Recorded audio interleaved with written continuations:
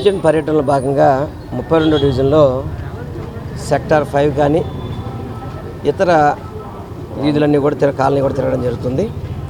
చక్కటి స్పందన వస్తుంది. ఎందుకంటే ఈ డివిజన్లో అభివృద్ధి అనేది చాలా చక్కగా చేశారు సుందరపాల్ గారు.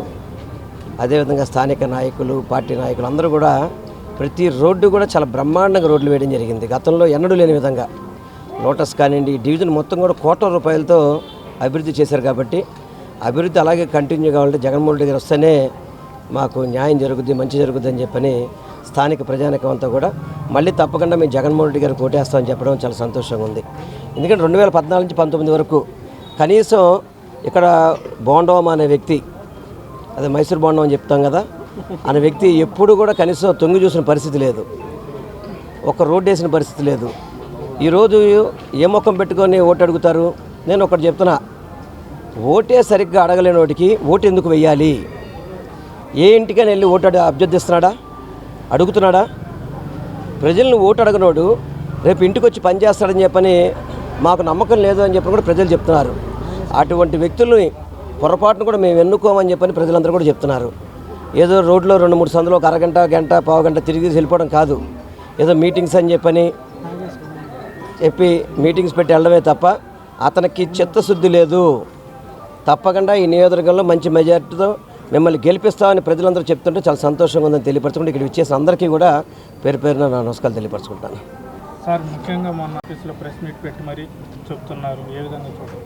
టీడీపీ ఆఫీస్లో ఎవడు పెట్టాడు నేనైతే చూడలేదు, కానీ మాకు అందరూ సహకరిస్తారు, సహకరించబోంది ఏం లేదు. ఇతనికి బోండోమాలాగా కులాలు మతాలపై అడ్డం పెట్టుకునే వ్యక్తిని కాదు నేను, గుర్తుపెట్టుకోండి. మా జగన్మోహన్ రెడ్డి గారికి ఏంటంటే కులాలకి, మతాలకి, పార్టీలకి, ప్రాంతాలకి అతీతంగా పనిచేసే వ్యక్తి తప్ప ఇటువంటి 4-5 పెయిడ్ వర్కర్స్తో మాట్లాడించిన మాత్రాన మాకేది ఊడేది లేదని మాత్రం మీకు తెలియపరచుకుంటాం.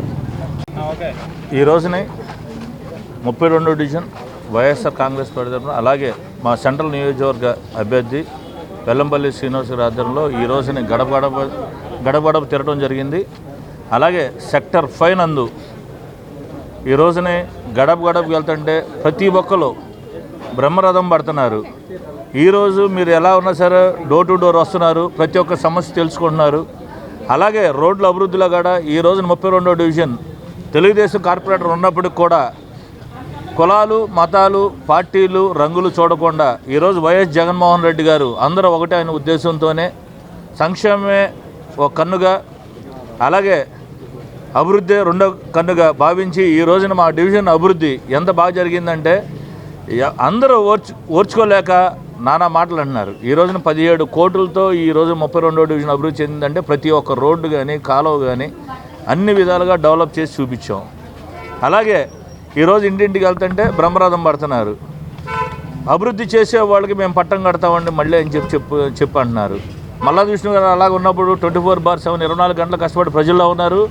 అదేవిధంగా వెల్లంపల్లి శ్రీనివాస్ గారు కూడా డోర్ టు డోర్ రోడ్లు క్యాంపెయిన్ చేయకుండా, రోడ్ల మీద తిరగకుండా ప్రతి ఇంటింటికి గడపకి వెళ్తున్నారు. ప్రతి ఒక్కరు ఆశీర్వాదం తీసుకున్నారు, ప్రతి ఒక్కరు ఆశీర్వదిస్తున్నారు. అలాగే మీరు ప్రతి ఒక్కరికి కూడా ఈ వాలంటీర్ వ్యవస్థ ఉండాలంటే, ఈ సచివాలయం వ్యవస్థ ఉండి ప్రతి ఒక్కరికి డోర్ టు డోర్ అన్ని పథకాలు రావాలంటే మళ్ళీ జగనన్న ఎన్నుకోండి, సీనన్న ఎన్నుకోండి. అత్యధిక మెజార్టీతో గెలిపిస్తే మన అభివృద్ధిలో కానీ ప్రజలకి మీ అందరూ అందుబాటులో ఉంటామని చెప్పేసి తెలియజేసి మీ తరఫున ధన్యవాదాలు తెలియజేస్తాం.